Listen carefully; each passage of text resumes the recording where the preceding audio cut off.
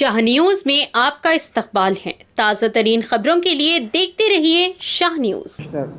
వారి యొక్క పరిధి ఏంటంటే ఈ స్థానికత ఎలక్షన్ సంబంధించి బీసీ రిజర్వేషన్స్ వాళ్ళు కేటాయించడము, వార్డు వారీగా, గ్రామ పంచాయతీ వారీగా, తర్వాత మండల స్థాయిలో, జిల్లా పరిషత్కు బీసీ రిజర్వేషన్ ఏ విధంగా ఉండాలనేది గైడ్లైన్స్ డిసైడ్ చేసి గవర్నమెంట్కు నివేదిక సమర్పించవలసిందని ఒక నెల రోజులు టైం ఇచ్చినారు.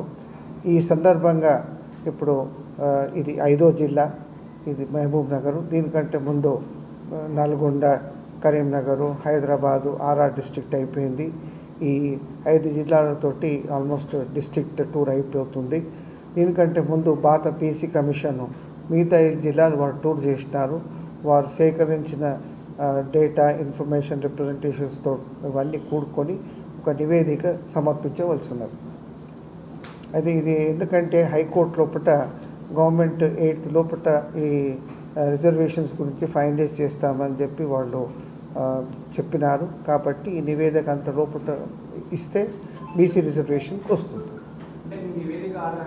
ఎందుకంటే సుప్రీంకోర్టు ఆదేశాల ప్రకారంగా ఈ బీసీ రిజర్వేషన్ స్థానికత వాళ్ళకి ఇవ్వాలంటే ఒకటి డెడికేటెడ్ కమిషన్ కాన్స్టిట్యూట్ చేయాలి.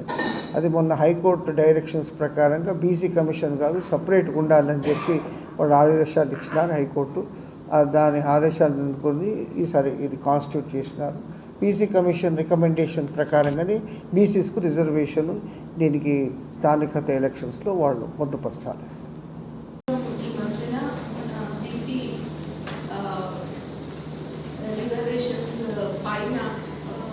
స్టడీ చేయడానికి డెడికేటెడ్ కమిషన్ని ఏర్పాటు చేయడం జరిగింది.